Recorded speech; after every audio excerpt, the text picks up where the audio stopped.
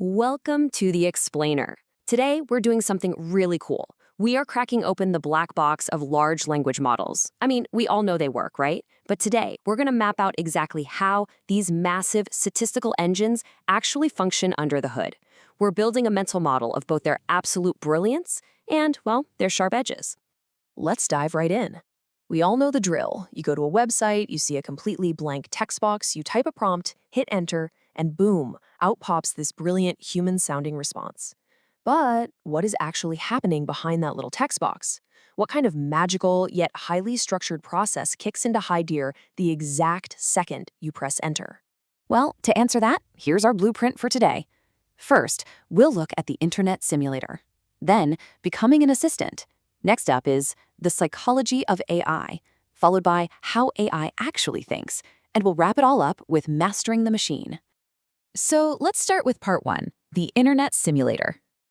This right here is the very first massive stage of building an AI. It's called pre-training. Think of it as setting up the factory pipeline. You see, you can't just dump the entire internet into a machine and hope for the best. Step one is scraping it, using tools like Common Crawl. But as you can imagine, that data is completely messy. So step two is aggressively filtering out the junk. We're talking spam, adult content, weird navigation menus, so you're left with only high-quality text.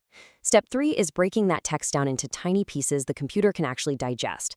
And finally, step four is training the neural network to play an absolutely massive game of predicting the very next piece of text. Now, let's zoom in on step three for a second, because it's absolutely foundational. The crucial thing to understand here is that AI doesn't see words, and it definitely doesn't see letters the way you and I do. It sees tokens. Tokens are basically the finite puzzle piece atoms of AI thought. By grouping common characters together, we compress the text.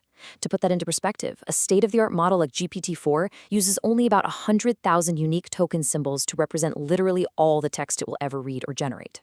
Basically, everything the AI knows is just a giant one-dimensional sequence of these token IDs.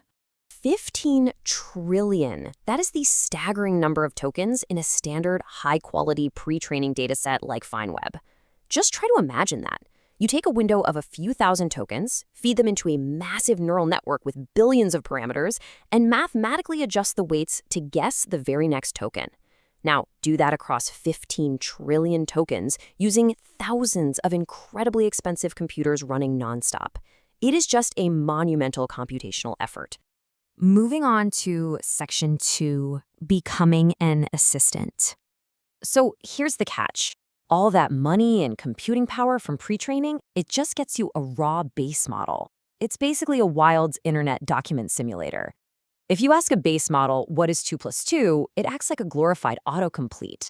It won't just give you the answer. It might spit back a related question or hallucinate a whole philosophical rant, because it's just trying to continue the text based on random web pages it saw.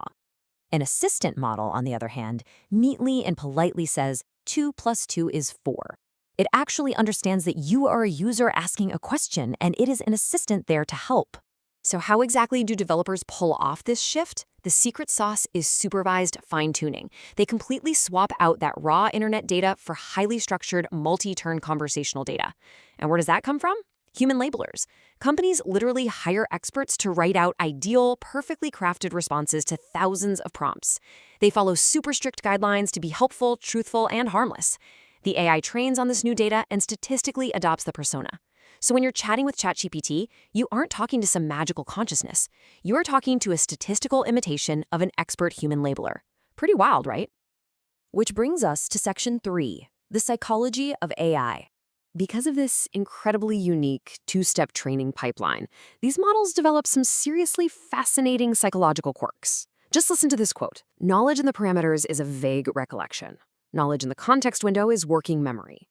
It helps to think of the AI's internal neural network parameters as a sort of lossy zip file compression of the internet. It read the whole thing once, a long time ago. Sure, it might remember something perfectly if it was a super common fact, but for obscure things, it's a very, very fuzzy memory.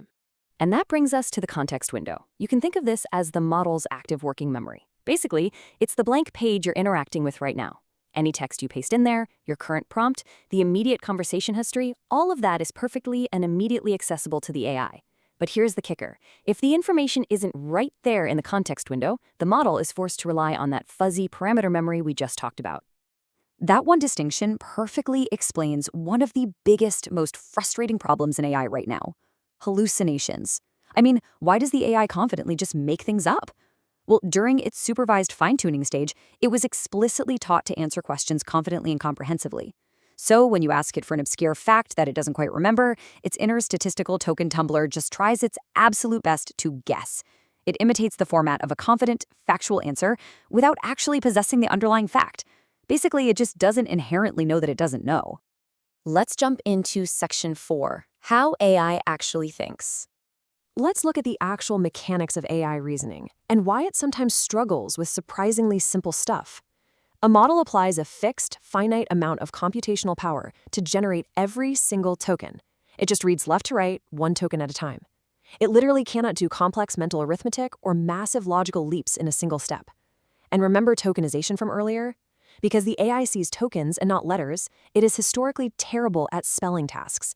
For a long time, even state-of-the-art models couldn't tell you how many R's were in the word strawberry, simply because strawberry is grouped into larger tokens. It literally couldn't see the individual letters to count them. No way around it. So how does this token limitation affect complex problem solving? Well, if you force an AI to answer a complex math calculation in a single token, demanding the answer right this second, it's going to fail. It just does not have the compute power in that one single forward pass. But if you tell the model to show its step-by-step reasoning, it succeeds. By spreading the calculation out across multiple tokens, the AI effectively creates its own intermediate results in its context window. It relies on its working memory to successfully arrive at the final answer. Basically, models literally need tokens to think. Finally, we arrive at Section 5, Mastering the Machine. So, how do we take everything we've just learned about the AI's pipeline and psychology to get the absolute best results? Well, here is your ultimate cheat sheet. First, do not rely on the model's vague parameter memory. Paste your background text directly into the prompt so you can utilize that perfect context window. Second, always encourage the model to explain its reasoning step by step so it can distribute its compute across multiple tokens. Third, never trust an AI's mental arithmetic. Ask it to use a tool like a code interpreter to write a Python script if you need math or character counting done. And finally, use web search tools to fight hallucinations. Pull hard facts directly into the working memory instead of making the AI guess. All of this builds toward a genuinely fascinating future. The systems we have today, as incredibly magical as they feel, are really just statistical token tumblers with some sharp edges and cognitive quirks. But this technology is evolving fast. We are actively developing mitigations for hallucinations and literally teaching these models how to use external tools. If these are just the flawed, primordial models of our time, it leaves us with an awe-inspiring question: what on earth will these systems be capable of once they truly master flawless, step-by-step reasoning? Definitely keep that in mind the next time you type into that little text box.